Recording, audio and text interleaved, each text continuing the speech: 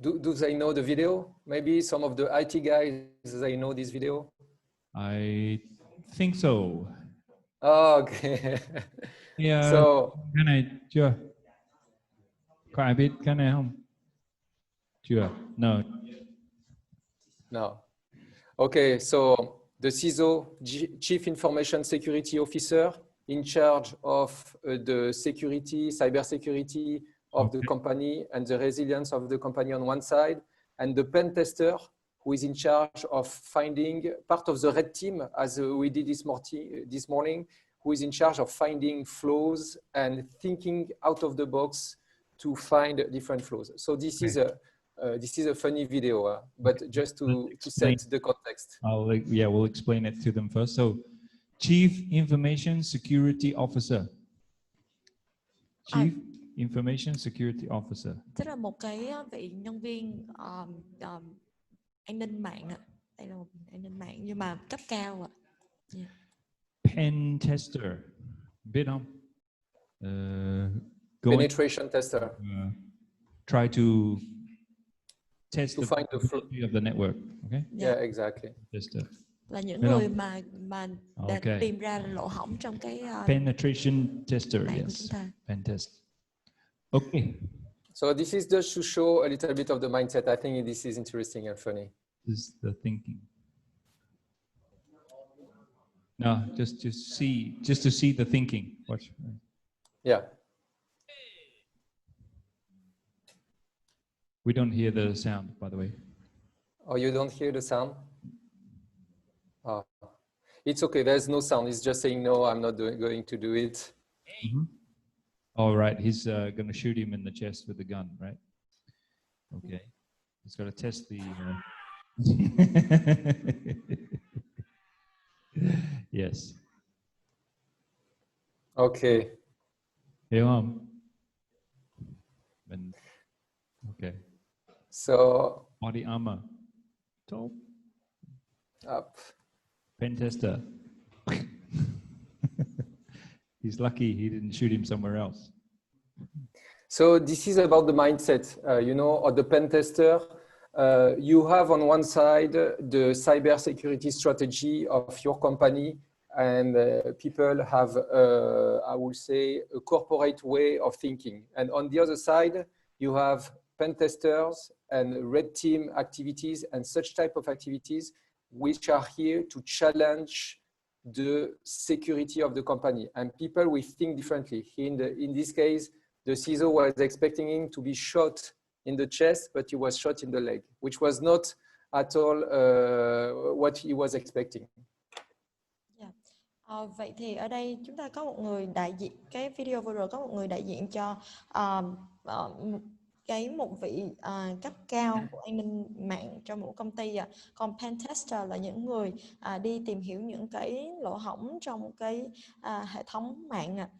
Vậy thì cái người cấp cao mà là mong muốn là người pen tester sẽ tìm ra cái điểm yếu là yếu nhất, nhưng tuy nhiên cái người pen tester thì chỉ bắn trúng vào cái chân thôi, đúng không ạ? Không phải là cái điểm yếu nhất, thì đây không phải là cái mà cái người cấp cao, an ninh mạng cấp cao người ta mong muốn. Maybe a question for the audience. Did they have any penetration testing campaign within Vietnam Airlines? Yeah. Ở Vietnam Airlines thì chúng ta có cái những cái chiến dịch mà đi tìm hiểu lỗ hổng ở trong cái hệ thống của mình ở trong công ty không ạ? Yeah. Yes, they have. Oh, okay. Okay, that's really good. And was it penetration tester from within the company, or where is it coming from outside? Yeah. So person from inside the company or somebody? Yeah. Tức là cái người thực hiện pen tester đó là người nội bộ hay là mình thuê một người ngoài ạ? Dạ, chắc là cho.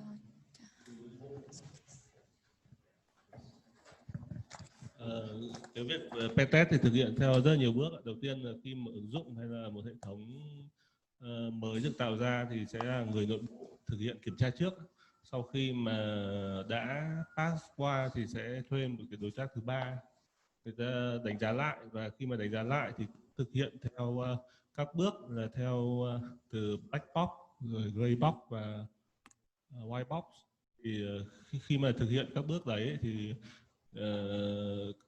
bước đầu tiên là black box thì đối tác sẽ thực hiện là gần như là không có bất cứ một cái thông tin gì về cái hệ thống mà được đánh giá. Và cái bước thứ hai là gray box thì sẽ thực hiện là mình sẽ cung cấp cho họ một số cái thông tin nhất định để họ đánh giá, và cuối cùng là white box là họ có toàn quyền tất cả các cái thông tin cần thiết và những cái quyền ưu tiên để họ đánh giá xem là có cái lỗi gì không. Yeah. Okay, so there are several steps to take for this case. For a new system, the first thing that they do is to let some of the internal staff to check the system, and then if there is nothing special happen, they will pass it to a third shareholders, like a partner, to continue checking the system. And there are 3 levels that the partner should take from black door, gray door, and white door. Box. And, Box. box, gray box, and white box. For the first level, there is no information provided to the partner, but for the next one, a few information provided to them, and then the partner have on the information and priority to assess the system for the white box, and so that they can identify any vulnerability that exists in the system. Okay. Yeah, really interesting. And this is to show a little bit how the thinking of hackers, or people who act as ethical hackers who are working in the right direction. When talking about hackers, I wanted to talk about the different communication that we can find on the dark web from the hackers themselves, from the ransomware groups. So can you repeat the question, please? It's not a question. I'm just saying that here I want to show the hacker mindset and how they are communicating on the dark web. Yeah. Thì đây là cái cách mà hacker sẽ giao tiếp với chúng ta, và đây là những cái giao diện mà thể hiện trên cái màn hình của mình. So I don't know if within Vietnam Airlines, do they monitor what is happening on the dark web, and if some ransomware groups are talking about them, do they do this type of activities? Monitoring dark web like Onion. Yeah, Onion, routing, and dark web. Core network. You have some monitoring for that? Mình đang làm phải không?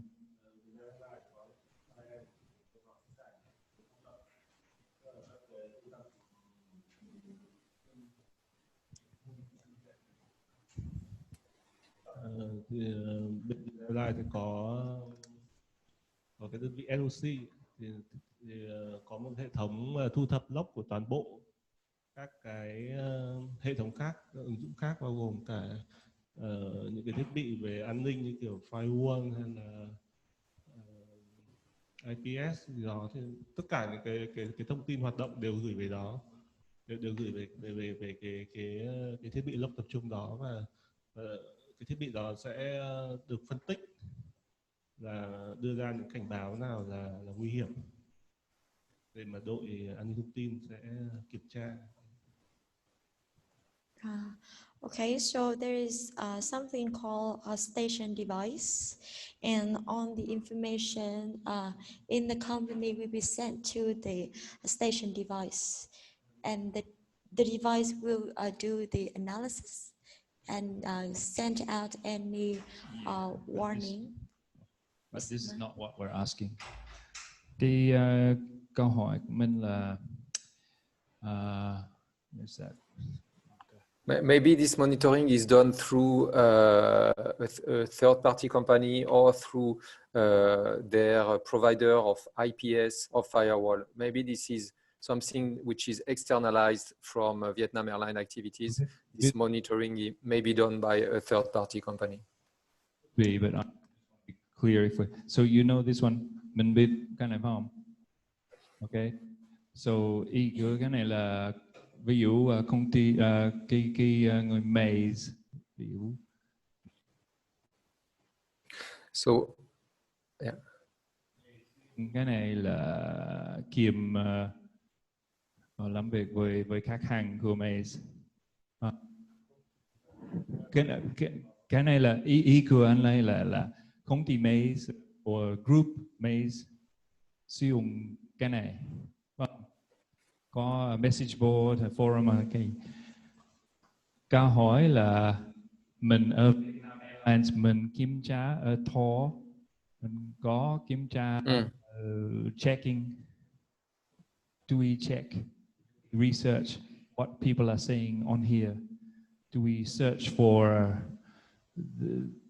somebody talking about Vietnam Airlines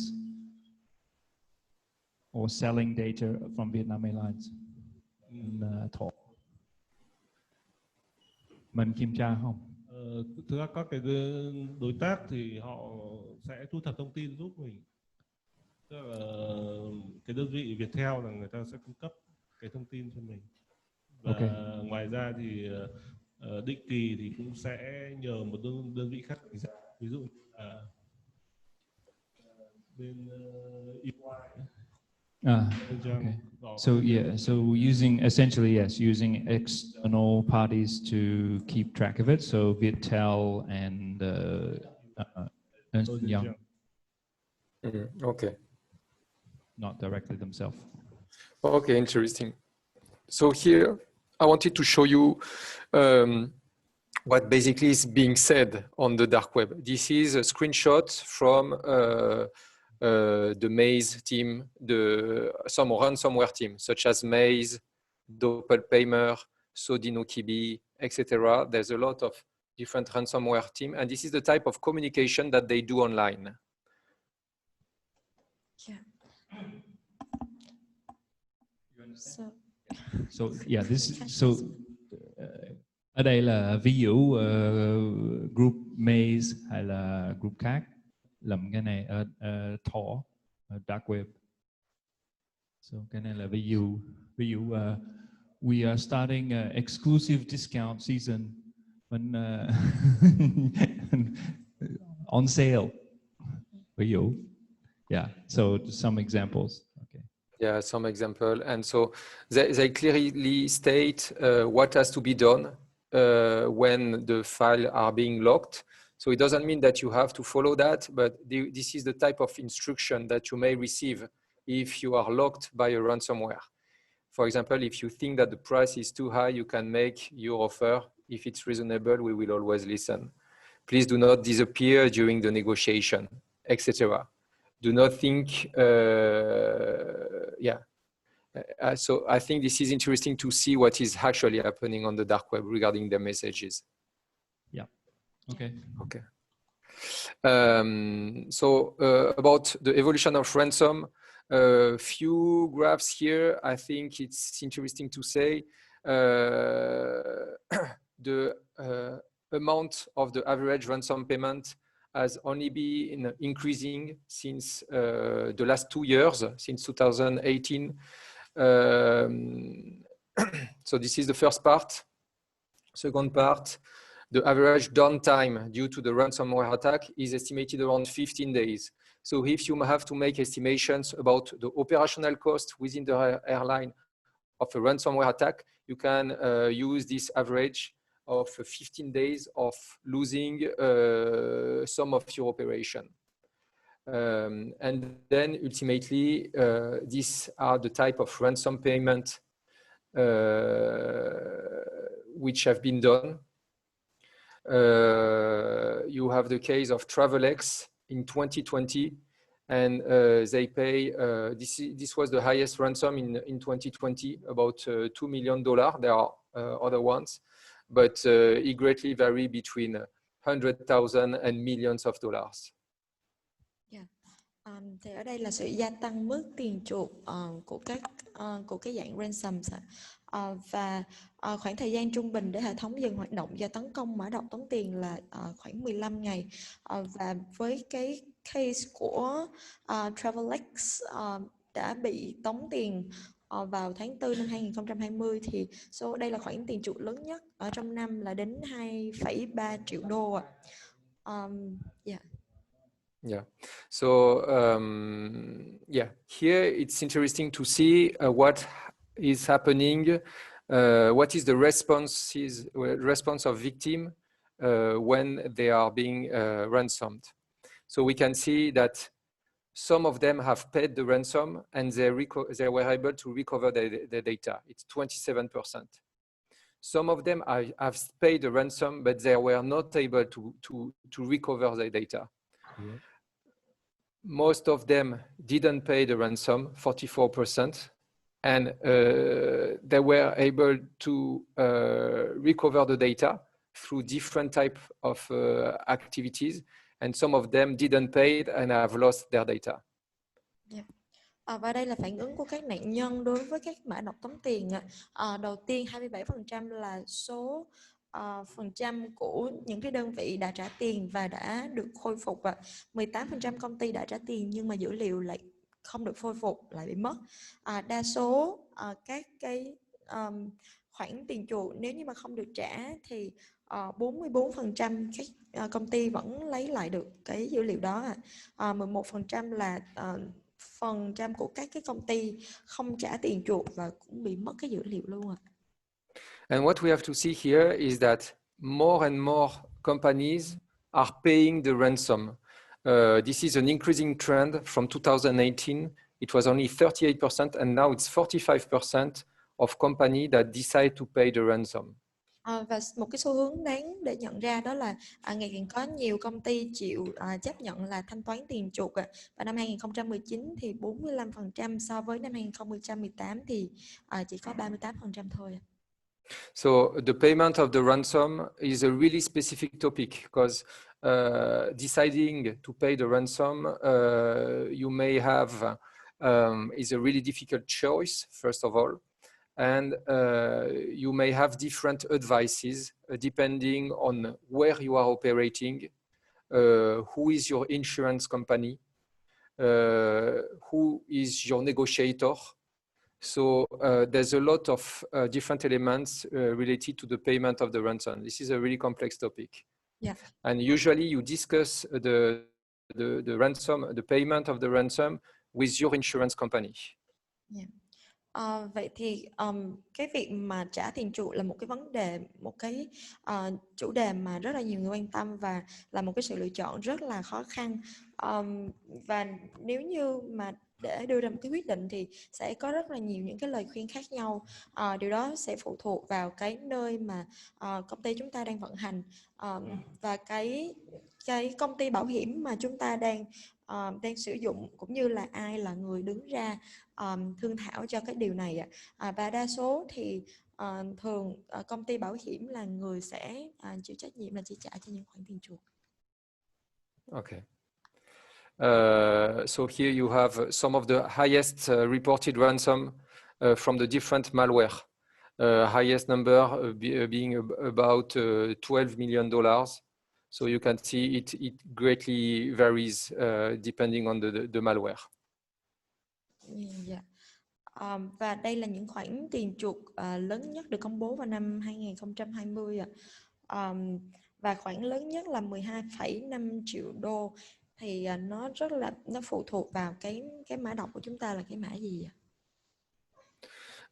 Here you have also what we have seen in the last months and the last year is that there is an acceleration in the creation of leak blogs by ransomware groups. In the last 6 to 9 months, we had a lot of creation to release corporate data on the dark web. Yeah. Thì đây là cái số liệu về sự gia tăng các blog rò rỉ dữ liệu doanh nghiệp trong thời gian gần đây, trong các cái tháng và trong một năm gần đây.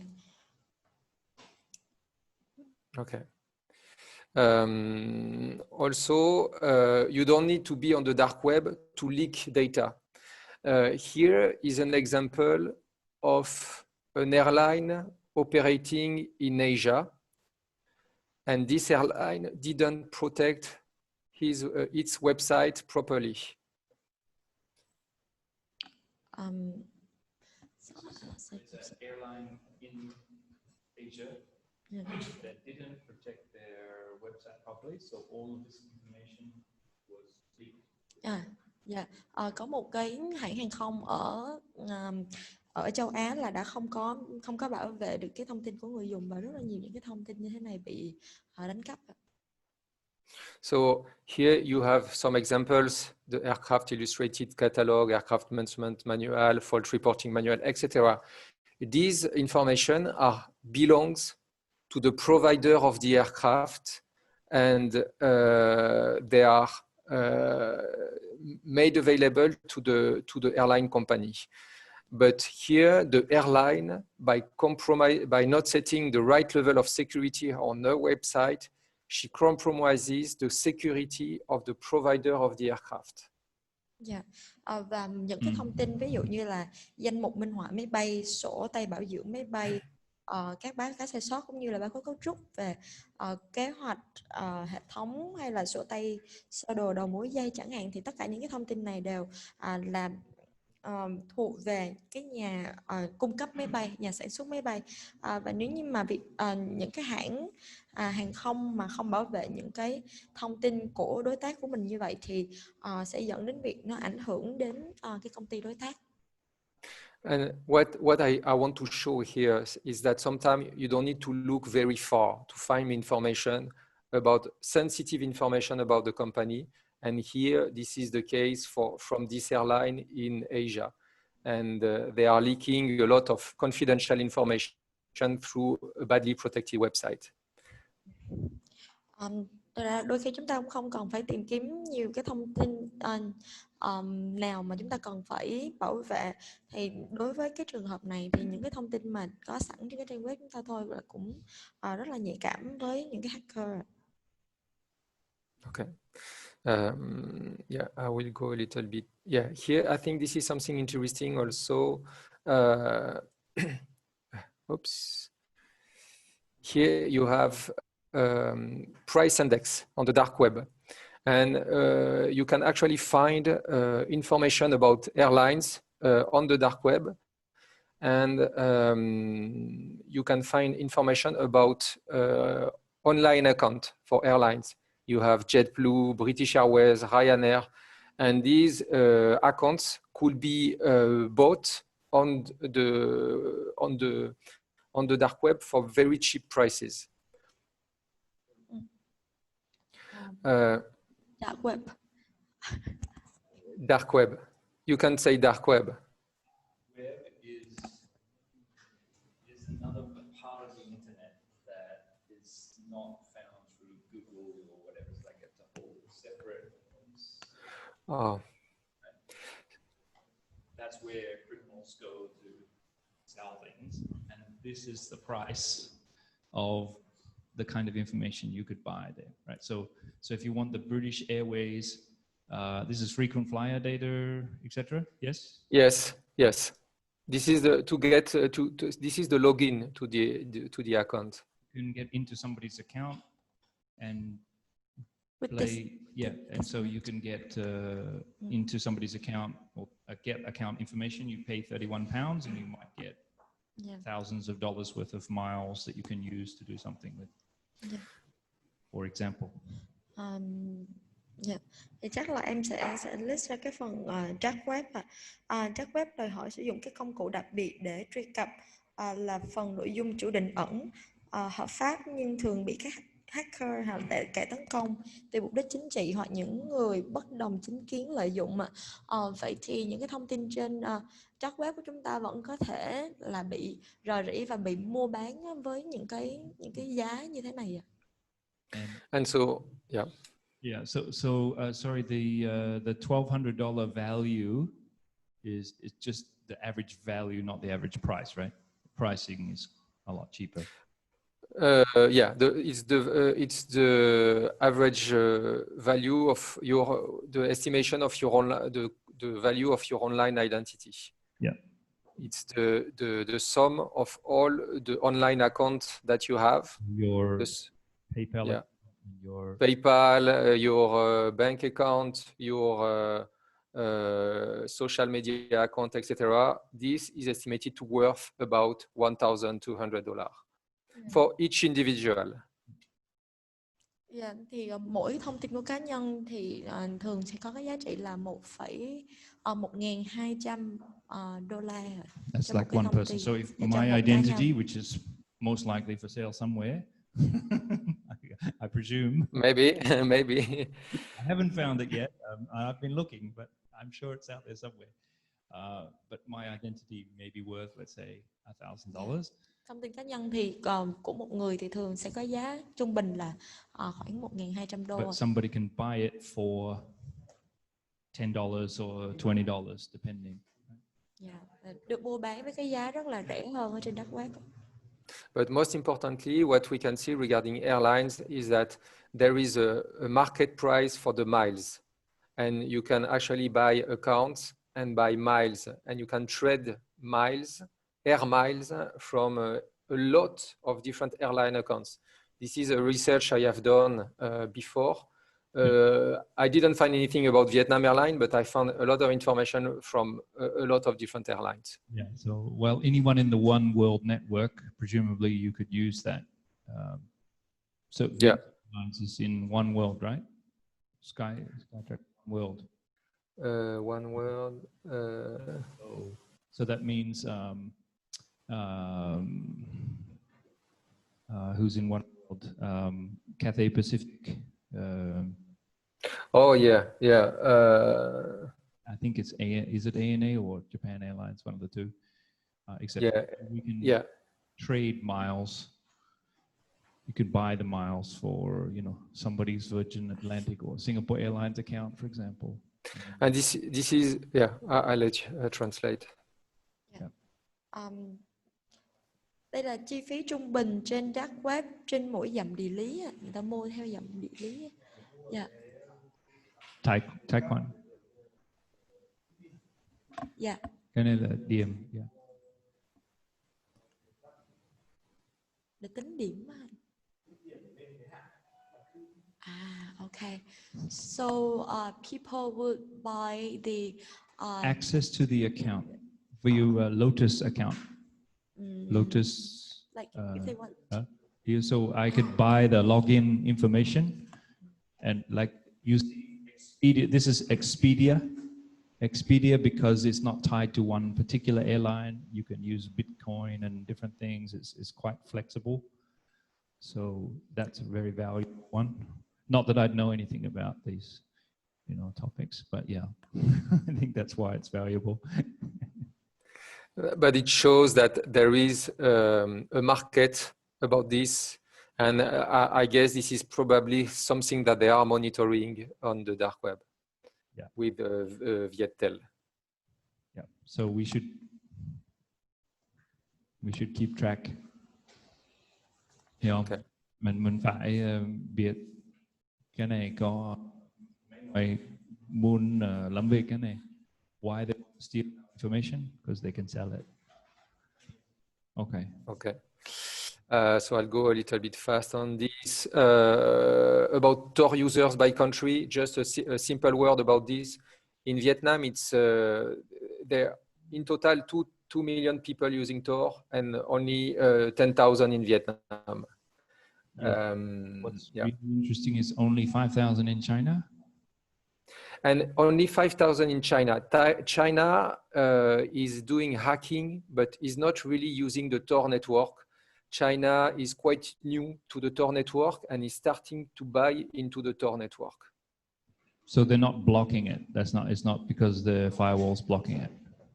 And there is also this. This is one of the reasons. Also, there is there is way to go around the firewall of China, the Great Firewall of China. There are ways to go around, but so this is one of the reason why it is blocked. And today, a lot of hacking Chinese are using the clear web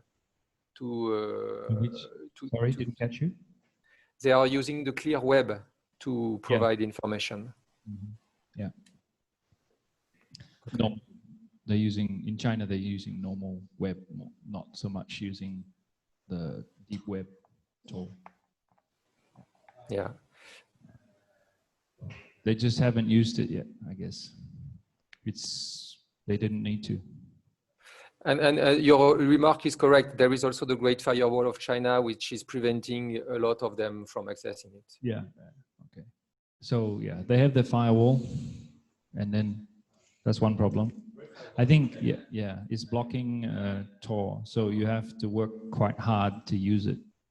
Right? Yeah, exactly. Yeah. Because on Tor you get all kinds of things like pornography, all kinds of anti-government stuff would be on there, whatever things that the government doesn't want. So they would make an effort to block it for sure.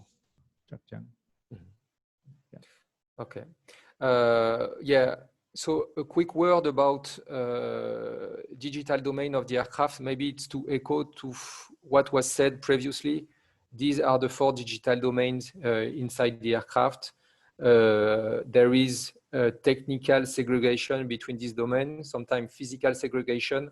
And it's true that what our colleague was saying previously about the FAA having concern regarding this segregation, but this is today, I will say, the theoretical segregation of devices within the aircraft. I will go quickly on this one. So can you translate? Do you catch the meaning? Dạ.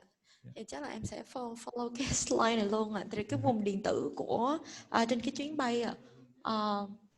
Domain, yeah. Dạ, những vùng điện tử trên một chuyến bay thương mại, cái vùng màu đen đen phía trên là ACD, vùng điều khiển máy bay, là hệ thống và mạng lưới có chức năng chính là hỗ trợ hoạt động điều khiển máy bay an toàn. Okay. Vùng dịch vụ thông tin hàng không AIST là cung cấp dịch vụ và kết nối giữa những vùng điện tử khác như là We don't need to go through all of them, but yeah. The main point is this, that in theory these should be separated. Yeah. Physically, or at least or logically segregated. But it's true that there was a remark about some concern from the FAA regarding the strict segregation of domains. Yeah. Và ở mỗi cái vùng trên chuyến bay thì sẽ có những cái vùng điện tử khác nhau, bộ phận khác nhau. Okay. And here are the type of attacks which can be performed inside the cabin. Again, to echo to what was said before, the type of attacks. So, I think it's interesting. Maybe they can have a look at the details, but there is a lot of interesting attack. Right. Yeah. Đây là những cái dạng mà chúng ta sẽ bị hack trong cabin buồng lái. And just something which is interesting about a type of alternative attack on a Turkish airline aircraft in December 2017. They have done a really simple attack, really simple that anybody can do, and it caused a major disruption. They just created a Wi-Fi hotspot with their Apple iPhone, and they called the hotspot bomb on board. And this triggered the diversion of the aircraft into exit airport. Wow. Yeah. Clever. Thì ngoài những cái mà cái cuộc tấn công, những cái phương thức tấn công mà chúng ta rất là dễ nhận biết ở trong cabin, thì có những cái loại tấn công khác, ví dụ như là hãng hàng không ở Turkey, Thổ Nhĩ Kỳ, vào tháng 12 năm 2017 thì kẻ tấn công đã xây dựng điểm truy cập có tên là có trên bom trên máy bay và đã làm gây náo loạn trên cái máy bay đó. Okay, I'll go into some screenshots and case studies. I think this can be really interesting. We'll go into the different cases. Just about the timeline and when did it start hacking aircraft and the aerospace industry. The starting point was really in 2015. It was the hacking done by Chris Roberts. Maybe they heard about him. He's a famous hacker, and he pretends, he claims to have done attack on the IFE system. The IFE is the in-flight entertainment system. Yeah. Và đây là một số cái vụ trường hợp tấn công mạng có quy mô lớn. Và thầy đang nói tới vụ tấn công năm 2015 là do Chris Roberts. In-flight Entertainment System. Yeah, In-flight Entertainment System là một cái hệ thống. Yeah. Và đã truy cập được cái quyền điều khiển của máy bay. And then if we look at the timelines of attacks on the airline industry, we can see that it's getting busy. Here you have what happened before 2019, basically.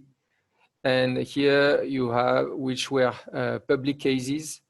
And here are after 2019. I don't have the numbers, the figures for 2020. And I think I forgot maybe Vietnam Airlines in this one. Yeah. But yeah, you have, you can see the acceleration of the number of attacks on the airline industry. Yeah, và đây khi mình nhìn lên cái bảng thì mọi người thấy là sẽ có rất là nhiều những cái vụ tấn công, đúng không ạ? Tuy nhiên là ở bên phía tay trái là trước năm 2019 thì chỉ có một số vụ được báo cáo thôi. Nhưng mà vào trong năm 2019 thì số lượng này tăng lên rất là nhiều và cái hoạt động tấn công này nó đang ngày càng trở nên rất là tấp nập. And similarly, we have the same type of timeline for the attack on the airport industry. And yeah, I think the attack on Vietnam, I put it here because I was not sure if the airline was attacked, but the two airports in Vietnam were attacked to broadcast anti-Vietnamese slogans, etc., etc. Yeah. Và đây là cái bảng thể hiện vấn đề an ninh mạng trong ngành hàng không nói chung trên toàn thế giới. Và thầy có nhắc tới Việt Nam vào năm 2016 thì màn hình hiển thị thông tin bay tại 2 sân bay tại Việt Nam đã bị tin tặc tấn công với hình ảnh và ngôn ngữ phản động liên quan đến tranh chấp ranh giới biển tại Biển Đông. Thì không biết đây có phải là trường hợp sân bay mà có Vietnam Airlines hay không? Yes, they have experienced this one before. Yeah. So here is an example of a cyber attack on Bristol Airport. Interesting attack. It happened in September 2018. What can be seen here in the different pictures is that they did have a contingency plan, incident recovery plan. They did have this plan ready to set up, and part of the solution was to use whiteboards into the airport, and they were manually writing on this whiteboard to give guidance to the passenger of the airports. Yeah. Và đây là hình ảnh về cuộc tấn công vào ngày 16 tháng 9 năm 2018 tại sân bay Bristol. Sân bay này đã bị tấn công mạng và khiến màn hình hiển thị thông tin là chuyến bay bị hỏng trong vòng 2 ngày. Và để có thể cải thiện tình hình này thì người ta lúc đó đã sử dụng những cái bảng màu trắng và phải viết tay những cái thông tin cần thông báo cho hành khách của mình. This is also the city of Atlanta was attacked in 2018 in March, and the attack of the airport was a collateral damage, and they had to shut down the Wi-Fi network and to disable their website as a precaution. Yeah. Đây là hình ảnh về cuộc tấn công mạng vào ngày 23 tháng 3 năm 2018 tại sân bay Atlanta. Sau một đợt tấn công mạng nhắm đến máy chủ mạng thành phố Atlanta, thì sân bay quốc tế trong thành phố đã phải ngắt dịch vụ Wi-Fi và ngưng hoạt động một số dịch vụ trên website để tránh bị ảnh hưởng nghiêm trọng. Then here we have the case of attack on Odessa Airport. So we can clearly see here, as we were talking before, this is the activity of activists, people who want to pass a political message. And the political message was against the leader Greta Thunberg. Yeah. Và đây là hình ảnh tấn công vào ngày 25 tháng 10 năm 2019 tại một sân bay có tên là Odessa. Thì đây là một cái hành động tấn công mang tính chất là chính trị và để đưa những cái thông tin về những cái người mà đang tranh cử.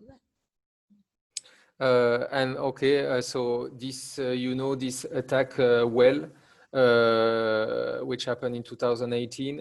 Interestingly, there is the signature within this attack, 1937 CN. So it's clear that it comes from this Chinese group of hackers. Unfortunately, the loyal customer database of Vietnam Airlines seems to have been stolen during this attack. This is only public information. And it was an attack not only on the airlines of the website of the airline, but also on the website of the airport. But I can go quickly on this one. Yeah. Vào ngày 12 tháng 8 năm 2018 thì sân bay tại Việt Nam và Vietnam Airlines cũng đã bị ảnh hưởng bởi một cuộc tấn công mạng. Tin tặc đã xâm nhập vào hệ thống mạng của Vietnam Airlines và sân bay, chiếm dụng màn hình hiển thị và hệ thống loa tại sân bay. Thì thông tin của khoảng 410.000 khách hàng trung thành của Vietnam Airlines đã bị đánh cắp. Hàng ngàn đợt tấn công mạng đã được thực hiện nhắm đến nhiều website tại Việt Nam từ năm 2014, hầu hết đến những website chính phủ có tên miền là gov.vn. Yeah. 29. It was 2016, wasn't it, or 2017? Oh, 2016. Sorry. Yeah. The date is wrong, right? Yeah, my mistake. My mistake. Indeed. Yeah, good point. Thank you. Okay, so this is an example of a phishing email. I'll go. Yeah, here, ransom note from Ryuk. This is the type of file which is created on your computer when you are being attacked by a ransomware. Here you can see that your network has been penetrated. Backups were either encrypted or deleted. And do not reset or shut down, do not rename or move the encrypted and README file, do not delete README file, etc., etc. So this is exactly the type of ransomware that you will get if you get infected. Yeah, đây là một thư phần mềm tống tiền của ransom. Khi mà máy bị tấn công thì sẽ thể hiện cái màn hình này. So other example of phishing emails, maybe I can go quickly about it. This is exactly the type of attacks that you were mentioning about the fact that you have fake emails, which seems to be coming from your company, but are actually some spam emails. So here you have a redirection which goes into a pharmacy website. This seems to be sent by Qatar Airways, but it redirects you toward the pharmacy website and to sell some drugs, which it's completely not correlated to Qatar Airways activities. Yeah. Thì ở đây là một cái ví dụ khác, đôi khi chúng ta sẽ nhận một số các cái email mà nó tương tự như cái form của công ty mình. Giống như đây là cái email của tương tự có cái màn hình hiển thị giống như là Qatar Airlines, hàng không Qatar, nhưng thực chất đây chỉ là một cái email rác và có thể là bị tấn công. And here also an example of a phishing email that seems to come from EasyJet. So a few points here. The name, it seems to come from EasyJet, but if you look at the email address, it's not correct at all. And this is probably detected by your email protection tool. Và đây là một cái email đánh cắp thông tin ở bị tức là nó xảy ra, trường hợp này xảy ra ở tại cái hãng EasyJet. Và đầu tiên thì để biết được đây là cái thông tin không chính xác thì nhìn vào cái email thì rõ ràng không phải là cái email chính thống. Yeah. Then the domain name, it should be easyjet.com, which is not the case at all. this is a clue that you can use to detect that this is a fake email. It's too good to be true. There's a poor branding. There's no EasyJet logo on this. And something which is also always useful to check is the content of the general terms and conditions. This is a really good indication regarding to know if you want to know if it's a spam email or not. Dạ vâng, ngoài cái tên địa chỉ email không chính thống thì cũng có một số cái dấu hiệu khác giúp cho chúng ta nhận ra những cái email giả mạo, ví dụ như là tên miền không đúng, phần thưởng những cái thông tin trong đó thì nó quá tốt, có mang tính chất là dụ dỗ, và thương hiệu thì về mặt thương hiệu thì không xuất hiện logo của cái công ty mà gửi email đó. Và thứ năm là không có thông tin về điều khoản và điều kiện sử dụng, thì đây là những cái dấu hiệu để cho biết là đây là một cái email giả. And this may seem obvious for people in the IT domain, but this may not be obvious for people in the rest of the company. Đối với các anh mà đã làm bên bộ phận IT thì những cái dấu hiệu này nhìn ra thì rất là rõ, nhưng đối với các anh chị làm ở những cái phòng ban khác thì rõ ràng thì họ rất là khó nhìn ra những dấu hiệu này. Okay. Yeah, this is an example of someone who gets his personal account stolen. So I may not go through the details, but this is also a famous case. And he got all his air miles stolen also. And he was able to log into his account and see the amount of air miles decreasing until it reached, it was very low.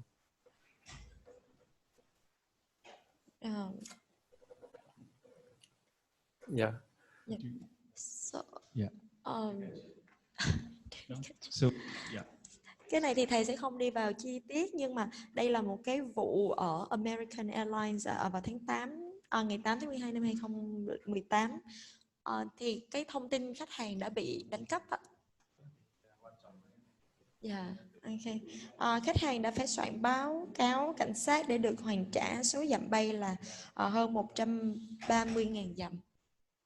And what is interesting to see is that even the customer support from American Airlines, this was an account from American Airlines, the customer support was not able to deal properly and on time with this issue. Dạ, và cái báo cáo này thì không có được nộp đầy đủ. So American Airlines did not have any emergency plan for this issue actually.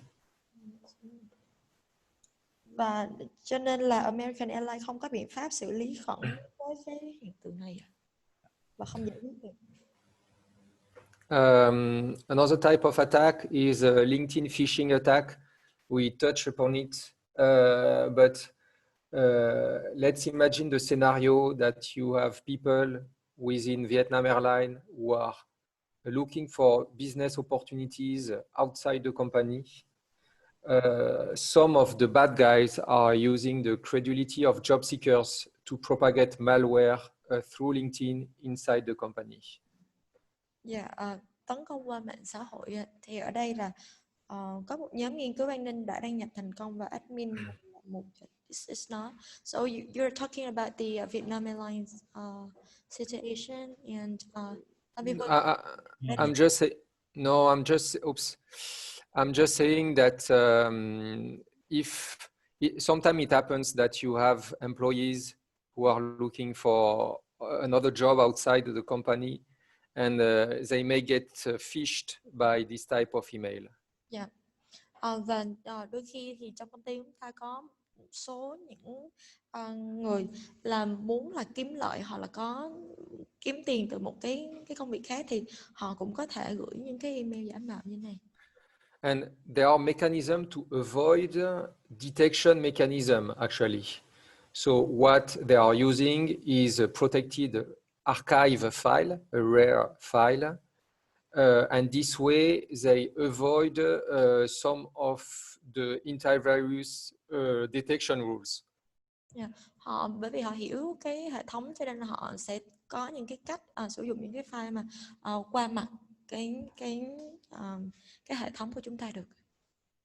And here below you can actually see the type of approach which was used, and I think it's this a really recent case. It happens within Collins Aerospace and ST Engineering also, really recent case, and the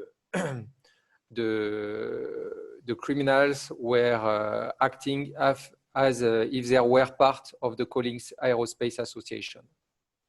Dạ, và cái email bên này là một trong những cái email giả mạo mà dạo gần đây thì đã xuất hiện. So another case here, so I agree it's a different case. It's in the maritime industry. I talk about the maritime industry because we have a lot of similarities with the air industry. So, dạ, ở hàng hải. Sorry. Thông tin về hàng hải. So it's similar to airline industry in some aspect. Dạ, trong về một số cái khía cạnh thì hàng hải cũng tương tự như là hàng không của chúng ta. And so here the hackers have used a technique that you may know also, which is called OSINT, for open source intelligence. Yeah. Và trong những cái trường hợp này thì người hacker sẽ sử dụng cái phương thức là OSINT, thì chắc là các anh chị ở đây cũng có biết để có thể là thu thập. And the way they proceed here is that they identify people from the company and they look for their LinkedIn profile, Facebook profile, Twitter profile, etc. And then they gather a lot of information about them and they try to guess, for example, their passwords and the type of passwords they could use inside the ship in that very case. Yeah. Thì cái phương thức hoạt động là lúc đầu sẽ nhận biết một cái người đang làm ở trong công ty đó, trong cái công ty hàng hải, và tiếp theo là lần vào những cái trang mạng xã hội của họ như LinkedIn và Facebook, Twitter chẳng hạn, để lấy được những cái thông tin cá nhân, và từ đó lần ra những cái password, những cái mật khẩu mà dùng để đăng nhập vào các cái hệ thống trong công ty. Basically, the message here is that your employees may reveal a lot of information on social media, and this can sometimes be an issue. Điều chính ở đây là chúng ta muốn nói là những cái người nhân viên trong công ty của chúng ta thì đôi khi làm lộ thông tin cá nhân trên mạng rất là nhiều, và nó gây đến những cái rủi ro mất thông tin rất là cao.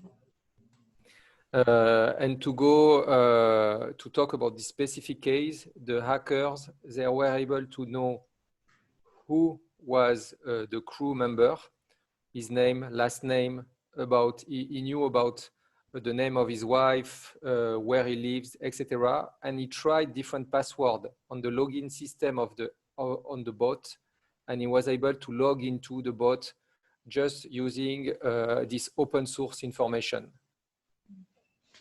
Dạ. Và nhờ vào những cái thông tin mà chúng ta chia sẻ trên mạng đó thì cái người hacker cũng có thể hiểu được là chúng ta là ai sẽ là người vận hành cái chuyến tàu đó, và những cái thông tin là chúng ta quê tên là gì, họ là gì, quê chúng ta ở đâu, thì từ những cái thông tin đó có thể thử rất là nhiều những cái password khác nhau, và có thể là sẽ login vào trong cái hệ thống của chúng ta.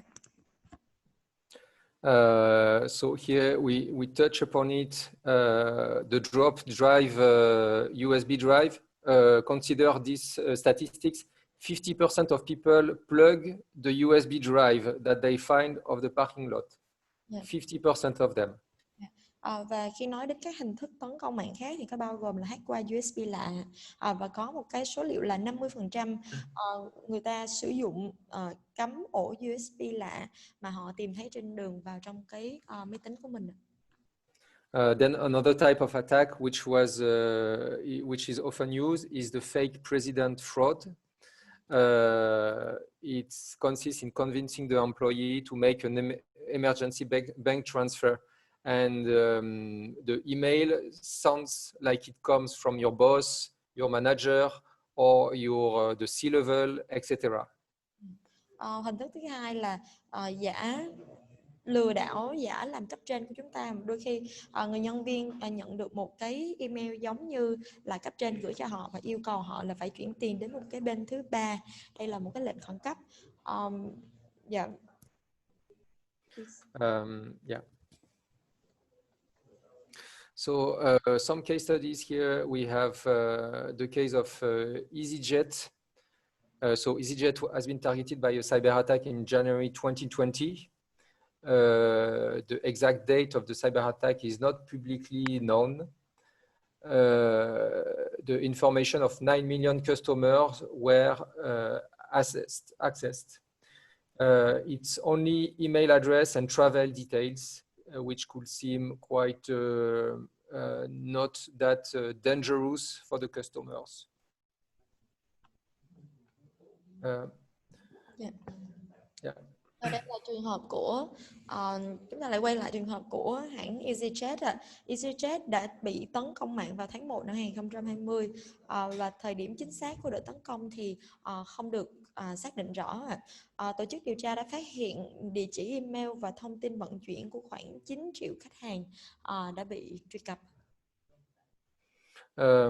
So the part which is a little bit sensitive is that the credit card details of 2,200 customers were revealed. Yeah. Và cái thông tin cực kỳ đã bị rò rỉ và thông tin cực kỳ là nhạy cảm, đó là về thẻ tín dụng của hơn 2.000 khách hàng đã cũng bị rò rỉ ra. And what is interesting is the way EasyJet performed the communication toward the passengers. EasyJet informed the customers in April for passengers whose credit card were compromised.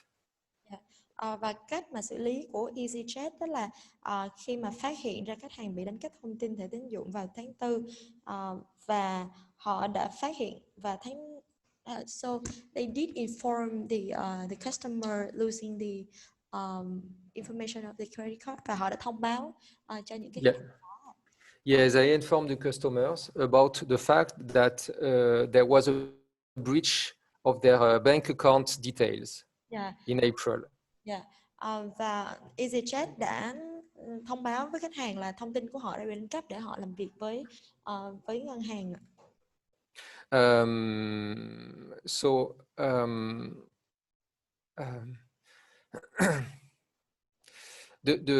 Something interesting about this case is that EasyJet didn't have any other solution than to say to their customers, please contact your bank to do something about the leak, because they were not able to solve the issue on their side.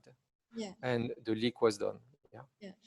Và một điều rất là thú vị ở đây ở cái trường hợp này là EasyJet đã không có một cái giải pháp nào khác ngoài việc là yêu cầu khách hàng của mình sẽ phải yêu cầu ngân hàng của họ bảo toàn cái thông tin của họ. Tức là họ Then when this type of breach occurs, the airline company has to inform the national authorities and the national agencies which are responsible for cybersecurity in the country. In that case, it's for EasyJet. In England, it was the National Cybersecurity Center and the ICO, which is the Information Commissioner Office. So they did inform the two national. Yeah, they have to because it's an obligation. But did they do so? Yes. Yeah. Và theo nguyên tắc thì họ phải liên hệ với những cái tổ chức liên quan tới công nghệ thông tin ở trong nước của quốc gia luôn để xử lý cái vụ việc này, và họ cũng đã làm điều đó. Okay, so it's quite interesting to take a look, make a deep dive into the annual report of EasyJet, the last annual report, which was focusing on the resilience of the company. Okay. So basically, the risk of the data breach has been identified by EasyJet, but it still happened, unfortunately, but the risk was previously identified. Dạ, và tiếp tục nghiên cứu cái trường hợp của EasyJet thì đây là báo cáo thường niên vào năm 2019. Thì báo cáo này có tên gọi là tính bền bỉ và đề cao an ninh dữ liệu ạ. Đó cho thấy là tổ chức đã nhận thức và xác định được rủi ro bị đánh cắp dữ liệu. Sorry, so, to clarify, it was identified prior to the event. Exactly. Okay. So, yeah, it was identified prior to the event, and the risk, the causes, and the consequence. They had a contingency plan regarding this type of cyber attack, so they were prepared to this type of attack. Yeah. But still, they have been hacked. Và trong cái bài báo cáo này thì đây là những cái dự đoán của họ về những cái rủi ro để họ có thể chuẩn bị phòng ngừa cho những cái trường hợp bị tấn công tiếp theo ạ. Trong đó nó sẽ thể hiện là có rủi ro và nguyên nhân gây đến những cái vụ tấn công đó và hậu quả họ sẽ nhận được là gì ạ? Yeah. So they were prepared, but they have been breached, unfortunately. Yeah. Họ đã chuẩn bị rất là kỹ nhưng cuối cùng họ cũng đã bị tấn công. And a lot of studies shows that EasyJet was a good student, a good actor, and was aware of the cybersecurity threat. We have, in particular, 2 studies, one from the consulting company PwC and one from the consulting company Deloitte. So the 2 companies go to investigation about the EasyJet. The 2 companies said in the past that EasyJet had a good cybersecurity strategy in place. Yeah. Và 2 cái công ty là PwC và Deloitte đã có nhận định là EasyJet đã có một cái chiến lược về an ninh mạng thì rất là tốt. So it's interesting because there are 2 points. EasyJet has been vocal about his cybersecurity strategy. So there is this point. Yeah. Đã có những cái nhận định rõ ràng về nỗ lực an ninh mạng của tổ chức từ năm 2017 rồi. And on the so they have been talking about it, and I forgot the other point. Basically, even if they were prepared, the breach happened.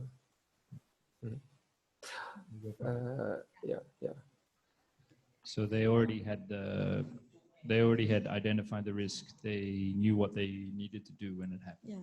Họ chuẩn bị rất là tốt.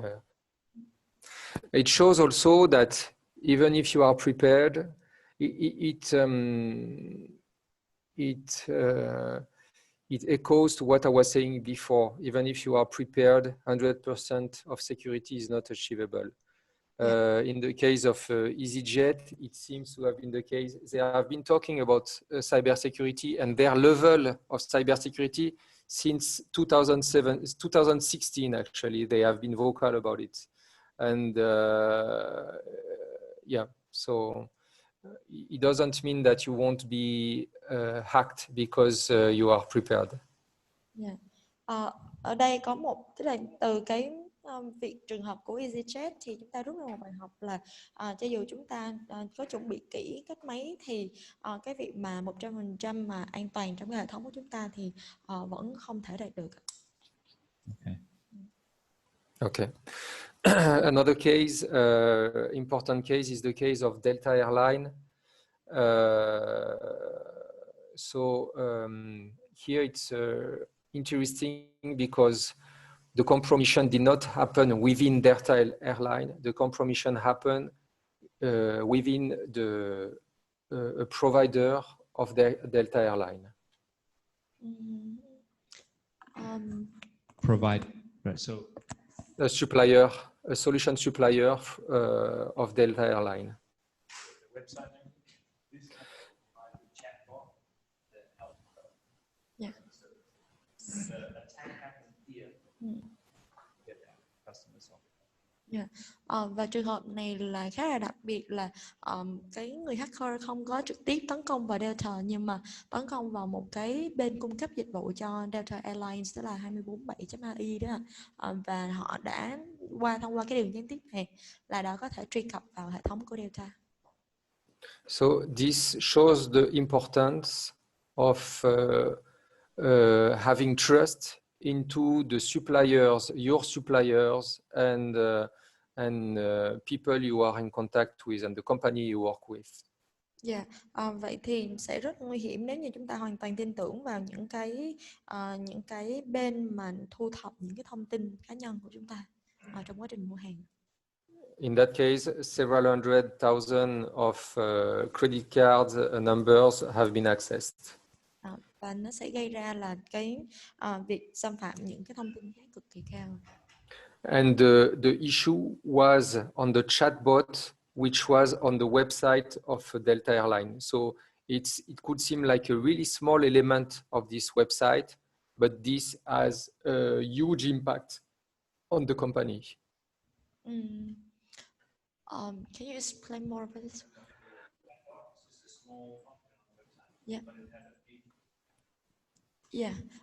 Chatbot chỉ là một cái tính năng nhỏ, rất là nhỏ trong cái website thôi, nhưng mà nó cũng đủ để làm gây ra những cái tác động rất là lớn trên toàn bộ hệ thống của chúng ta. Yeah, and here also interestingly is the timeline of the incident within Delta Airlines. So the subcontractor was the first victim. The subcontractor is 24/7. This is the name of the subcontractor here. Yeah. And it happened in September 2017. The subcontractor identified the issue and implemented the fix in October 2017. But during this period, the data were compromised. Right. Yeah. Và đây là các cái bước mà Delta Airlines bị tấn công. Đầu tiên là vào ngày 26 tháng 9 năm 2017. Then after this, vào cái ngày đó thì cái bên thứ ba là bên cung cấp dịch vụ cho Delta Airlines là 24.7 đó là đã phát hiện cái lỗi và thực hiện sửa chữa khẩn cấp. Tuy nhiên cái trang web này đã bắt đầu bị tấn công rồi. Then what happened is that the subcontractor conduct an internal investigation in order to know what happened on IT infrastructure. And at the end of this investigation, they decided to inform Delta, but they informed Delta 4 months after the breach. Almost 5. Yeah. Almost 5 months. Và almost. Sau đó thì cái trang này đã thực hiện điều tra nội bộ và kiểm định an ninh, làm việc với cơ quan luật pháp. Sau đó thì họ đã thông báo cho Delta về vấn đề an ninh mạng ảnh hưởng đến khách hàng bao gồm cả Delta. Và Delta đã loại bỏ cái chatbot ra khỏi cái website của mình. And then not the reaction of Delta. The day after Delta was informed, they decided to remove the chatbot from the website. So the day after they removed the chatbot, but it took 4 months to be informed of this issue. Yeah. Công ty làm investigation là hơn 4 tháng. Không có nói gì. Không có nói với Delta. Khi nào nói với Delta là 1 ngày nữa Delta làm. Only one day. Yeah. Sorry. No, sorry. It's so what we can see here regarding the crisis management within Delta, it seems good. They enacted quickly. The chatbot was removed quickly, and the communication toward passenger was done also swiftly when they knew about it. But yeah. Những cái điểm mạnh và hạn chế trong quá trình xử lý khủng hoảng của Delta Airlines trong cái trường hợp này thì đầu tiên họ đã remove cái chatbot đó ra rất là nhanh và khẩn cấp, và sau đó là thông báo với lại khách hàng để có thể bảo mật được cái thông tin của mình. But several issues here regarding this case is, first of all, the level of segregation between what you can do with the chatbot and the impact that he had. So basically, we can say that the level of software segregation was not good in that case.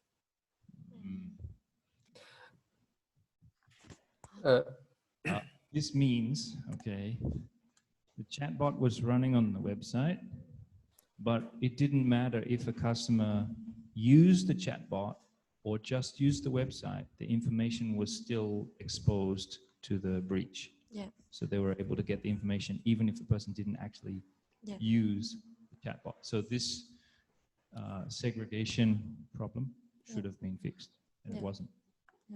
Ngay cả những cái khách hàng mà không sử dụng cái chatbot đó, chỉ đăng nhập vô website thôi, thì thông tin cũng là bị đánh cắp ạ.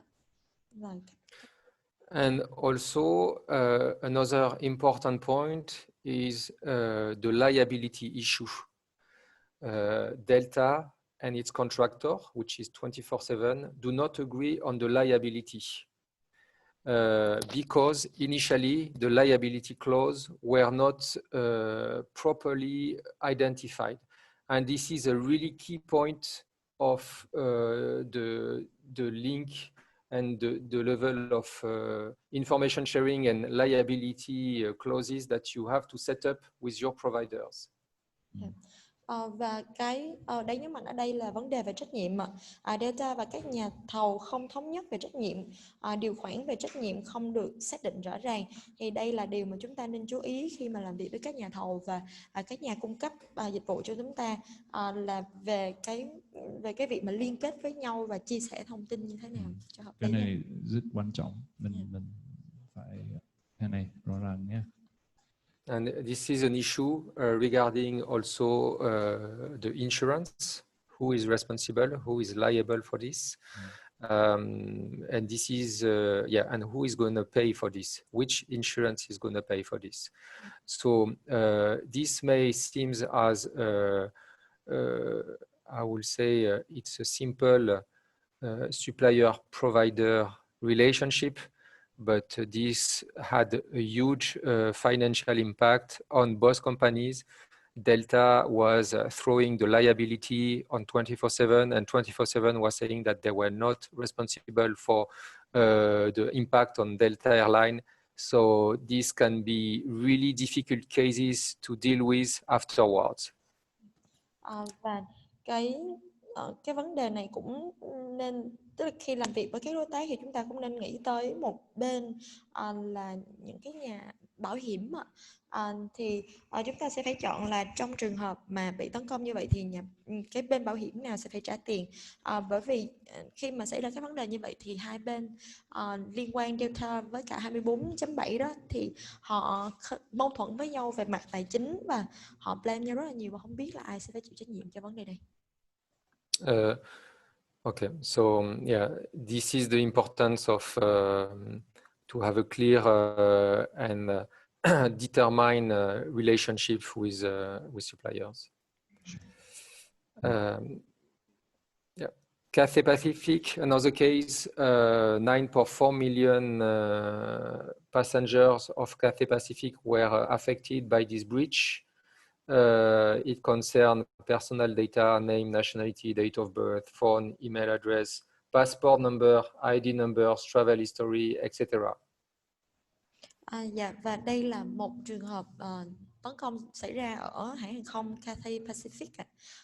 Và trong cái vụ tấn công này thì có 9,4 triệu khách hàng bị ảnh hưởng. Dữ liệu cá nhân bị truy cập bao gồm tên, quốc tịch, ngày sinh, số điện thoại, email, địa chỉ, số hộ chiếu, số thẻ căn cước và lịch sử đi lại. So what's interesting here in that case is that Cathay Pacific, they have a partner which is responsible for ID monitoring service. Basically, it's to monitor if these personal information are being used on the dark web, being sold on the dark web, etc. So there is a monitoring about this information. Yes, và okay. cái này thì ở trong cái trường hợp này thì Cathay Pacific đã hợp tác với một đối tác. Đối tác này có cung cấp cái dịch vụ là sẽ theo dõi cái ID, cái nhận biết cá nhân của mình, và xem thử là cái ID này có bị bán ở trên cái dark web hay không. Right. Yes, go ahead.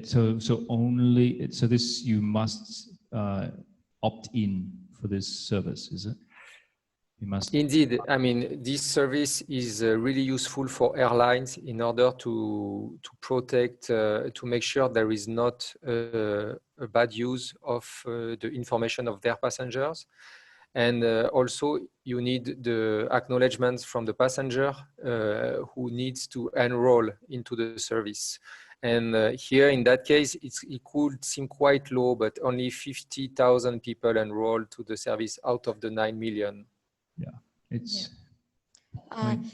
Thì cái dịch vụ mà hãng hàng không Cathay Pacific đã sử dụng thì là một dịch vụ rất là tốt và hữu dụng cho việc mà chúng ta theo dõi và detect được là chúng ta có bị tấn công hay không trong cái hãng hàng không mà. Và điều này sẽ để có thể sử dụng dịch vụ này thì còn phải có sự cho phép của passenger. Cái người hành khách còn phải biết là hãng hàng không này có sử dụng. Thì trong số 9,4 triệu hành khách của hãng hàng không Cathay Pacific thì có đến 50.271 người đã tham gia dịch vụ giám sát danh tính, theo số liệu từ ngày 12 tháng 8 năm 2018. The investigation phase. So it took place in 3 phases: the investigation, containment, and remediation. Then there was a really long phase. So the activity was detected in March. The suspicious activity was detected in March 2018, and then we had 2 phases. And phases 2 ended when they know clearly which data have been accessed from the passengers. So what the message here is to say that it takes a long time to precisely determine what is the data that has been accessed from the passengers. Và cái quá trình xử lý vụ việc được chia làm 3 giai đoạn. Giai đoạn đầu là bắt đầu vào tháng 3 năm 2018. Thì khi đó Cathay đã phát hiện hành vi lạ trong hệ thống. Và trong giai đoạn điều tra này, Cathay đã bị tấn công thường xuyên. Cho đến 5 tháng sau, tức là tháng 8 năm 2018, thì Cathay mới có thể xác định được dữ liệu nào của khách hàng đã bị truy cập và đánh cắp. Vậy thì ở đây thầy muốn nhấn mạnh một điều là sẽ tốn rất là nhiều thời gian để chúng ta có thể biết được chính xác thông tin nào đã bị xâm hại. What is interesting to see is that the airline company was willing to make sure that they exactly know what happened before contacting their passengers. Và thể hiện là các cái hãng hàng không thì rất là sẵn sàng để có thể truy ra được chính xác cái vấn đề nó nằm ở đâu. In that case, it took about 6 months. Yeah, it took 6 months. 6 months. Before they let the passengers know. Và cái hãng hàng không này đã thông báo cho khách hàng. Khách hàng được thông báo hơn 6 tháng sau lần phát hiện đợt tấn công đầu tiên. 6 tháng sau mới thông báo cho khách hàng. So there were pros and cons in the crisis management from Cathay Pacific. The attack was detected soon, they have set in place an individual customer care plan with customized notification. On the other side, it was a really complex attack, so it took months to contain the attack. The complete database for the last 3 years of Cathay Pacific has been stolen, and the notification began a bit late. Yeah. Và khi phân tích điểm mạnh và hạn chế của quá trình xử lý trong khủng hoảng thì đầu tiên là điều mà hãng hàng không này làm được đó là phát hiện ra cuộc tấn công này rất là sớm và có kế hoạch chăm sóc khách hàng cá nhân với thông báo được soạn thảo cá nhân hóa với nhiều kênh và có dịch vụ giám sát ID. Tuy nhiên là chỉ có 50.000 khách hàng tham gia dịch vụ giám sát cá nhân thôi. Còn cái điểm hạn chế đó là phong tỏa, mất nhiều tháng để phong tỏa và cái ảnh hưởng rất là lớn, tức là toàn bộ những cái thông tin khách hàng trong 3 năm đều bị mất. Và tiếp theo nữa là thông báo cho khách hàng là bị trễ. And so there was a question about the level of budget to be invested in cybersecurity previously. Here, Cathay Pacific was known to have significant budget in IT and cyber. But despite that, it didn't prove efficient. So you have to keep in mind that it's not because you invest that you are protected. You have to invest well. Và khi mà so sánh với cái cuộc tấn công phía trước của hãng EasyJet thì hãng của Cathay Pacific khi mà xử lý khủng hoảng này thì họ có một cái phần ngân sách nhiều hơn rất là nhiều. Tuy nhiên cái việc sử dụng ngân sách đó thì nó không có được hiệu quả. Cho nên ở đây thầy muốn nhấn mạnh là vấn đề nó không chỉ là nằm hẳn ở cái phần ngân sách đâu, nó là cái cách chúng ta xử lý vấn đề. Yeah. And then, okay, we'll go quickly over the case of British Airways. So a number of British Airways transactions have been compromised on their website. And the credit cards were sold later on the dark web between $9 and $50 for each credit card number. Yeah. Và đây là trường hợp đã xảy ra với British Airways là có 244.000 giao dịch bị đánh cắp trên web chính thống của hãng hàng không này và cái dữ liệu về thẻ tín dụng của khách hàng đã bị bán trên dark web với giá là từ 9 cho đến 50 đô. So here again, it was a compromission of the website. The hacker group is called MageCard. Maybe you heard about it. They compromised a JavaScript which ran script which ran on the website. Dạ, là cái nhóm mà tấn công đây cái tên là MageCard. Chắc là mọi người cũng biết cái nhóm này thì họ sử dụng cái mã code Java để tấn công. Then the passenger information were gathered by the script and redirected toward a server which had a misleading name, BritishAirways.com, which was hosted in Romania. Yeah.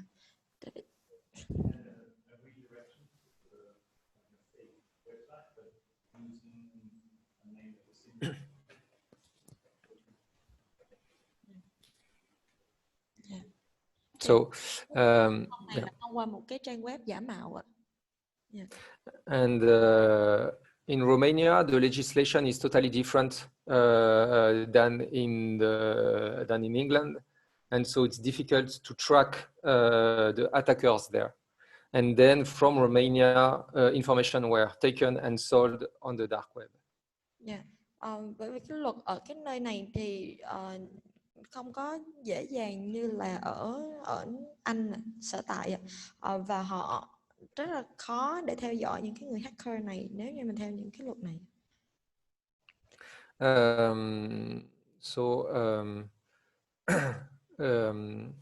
Again, there were pros and cons regarding how they manage the attack. The attack was contained in 15 days.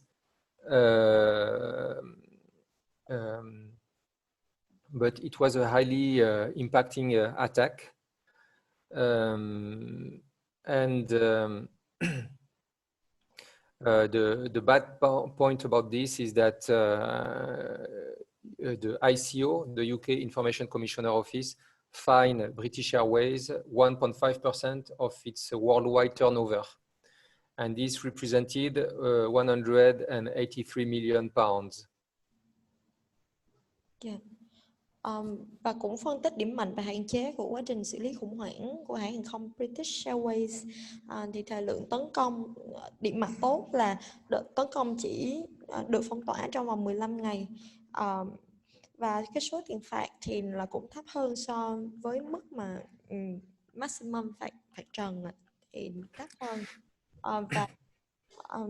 Tuy nhiên thì cái hãng hàng không này bị phạt kép, tức là văn phòng thông tin UK phạt hãng hàng không này là 1,5% tổng doanh số trong năm 2017, tương đương với 183 triệu bảng Anh, là mức phạt vi phạm quyền dữ liệu cá nhân cao nhất vào thời điểm đó. What has to be noted here is that the fine was less than the possible maximum. If the case will happen again today, the fine will be around 4% of the turnover of British Airways. Dạ, trong cái thời điểm đó thì cái mức phạt này cũng không cao lắm, mà đối với nếu như mà xảy ra tại thời điểm hiện tại của chúng ta thì mức phạt đó thì sẽ bằng 4% tổng doanh thu của một năm. Yeah. Just so the attack was contained in 15 days, meaning in 15 days they discovered the problem and notified people that the problem was happening? In 15 days, they have it's the duration of the attack, basically. Right, so not necessarily that they notified people in that time. So when no, they did not notify the people in that time. It was the containment and the duration of the attack, the actual duration. People's cards were stolen. Individuals most likely lost money as well. Yeah, probably during yeah. Okay.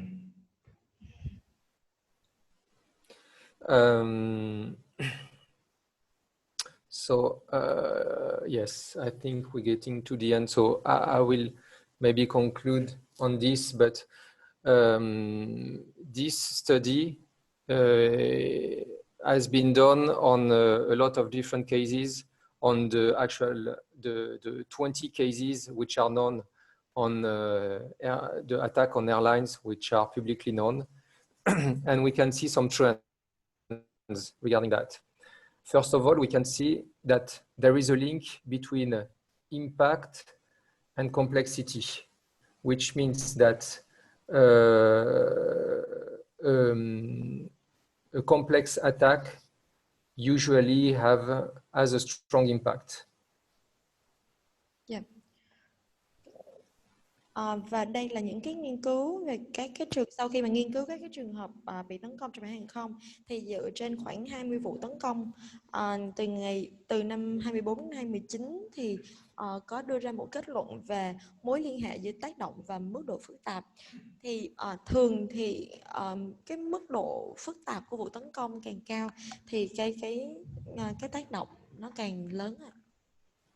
So basically, which means that you need to filter the low complexity attack with basic rules of cyber hygiene. And this is linked to the Pareto's law that we were citing earlier. With 80%, with 20% of the effort, you may filter 80% of the attacks. Right, all of this section. Right. Yeah.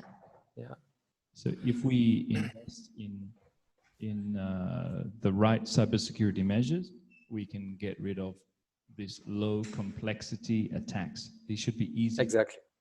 Yeah. Right. Yeah. No. This is to do with the investment that we make. Yeah. như mình đảo thử phần mềm hay là thiết bị hay là cái gì cyber security, mình có thể sẽ được bỏ cái này, không có vấn đề này. We can block 90 or more % of this kind of attack with the right kind of investment. Nếu như mà chúng ta có đầu tư gọi là đúng đắn thì có thể là những cái vụ tấn công mà có rất là nhẹ thì có thể bị loại bỏ. And then the second conclusion of this study is that the level of preparedness is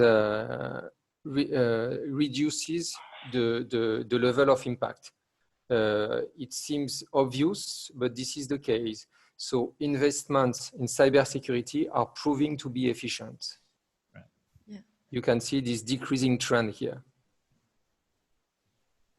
Rồi, như mình đầu tư thêm nữa thì and we are prepared. Mình thì sẽ giảm cái kế impact hoạch trước. Mình kế hoạch trước. Và cái sơ đồ thứ hai nó sẽ thể hiện là nếu như mà chúng ta đã có sự chuẩn bị rõ ràng và kỹ càng rồi thì cái sự ảnh hưởng của những cái cuộc tấn công này nó càng giảm đi. So yeah, I think we can wrap up, and maybe you have some question and comments. So please feel free to say so. But basically, cyber criminality activities are on the rise. They are getting more sophisticated. 90% of cyber attacks start with a phishing email. So if you need support to push that toward your management, I will be happy to help. And it's not a matter of if, but when your company will have to handle cyber attack in the future. Yeah. Vậy thì sau 4 ngày hôm nay thì mọi người thấy là khoảng 90% các cuộc tấn công trên mạng là đều xuất phát từ email và cái việc đề xuất cho ban quản lý giám đốc của chúng ta về cái vấn đề này thì là cực kỳ quan trọng. Nếu như các anh chị mà có cần thầy giúp đỡ để có thể là persuade, thuyết phục để có cái sự đầu tư nhiều hơn thì thầy cũng rất là vui lòng sẽ giúp đỡ mọi người. Also, I think it's important to learn from others. You have cases of attacks on a lot of different airlines, and you can see how they have managed these attacks. So this is a lot of lesson learned for you to improve in the future. Và cũng rất là hữu ích nếu như chúng ta có thể học tập được những cái trường hợp bị tấn công ở những cái hãng hàng không khác và rút ra được cái bài học cho bản thân mình. And if you have any question, remarks, question that I can take and maybe answer tonight or tomorrow, or any experience you would like to share, please feel free to do so. Else, we are reaching for the end of this first day, so every feedback is welcome. Nếu các anh chị có câu hỏi hay thắc mắc gì hoặc là cái phần nào muốn thầy giải thích thêm thì mình cứ raise lên, có thể là thầy có đủ thời gian thì trả lời liền, còn không thì ngày mai thầy sẽ trả lời. This table, anything? Any questions? No? Thinking about something else? Okay. Any questions here? No. Very fast answer. No. This table, any questions? No. I think the minds are on other things. Okay.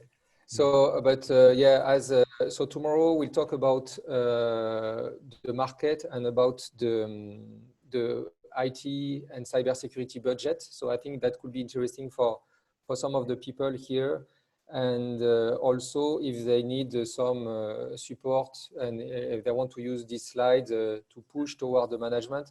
This is also the goal of this presentation, if it can help them to raise cybersecurity budget and cybersecurity awareness inside their own company. Yep. Okay. Yeah. Okay. Ngày mai của chúng ta là sẽ bàn nhiều hơn vào cái thị trường an ninh mạng này và những cái ngân sách nên được dành ra cho cái mảng này, và thầy cũng nhắc lại là thầy cũng rất là mong muốn là chia sẻ với mọi người những cái thông tin này để cho những ban lãnh đạo có thể hiểu hơn về tình hình và đầu tư hơn cho an ninh mạng của chúng ta. Okay, so if no more questions, nothing more for now, Florent. We'll see you again tomorrow. Okay, thank you very much, everybody. It was a pleasure, and I'll see you tomorrow then. Make sure you get some sleep. Yeah. Bye bye, Okay. Florent. À bientôt. À bientôt. Au revoir. Au revoir. Bye.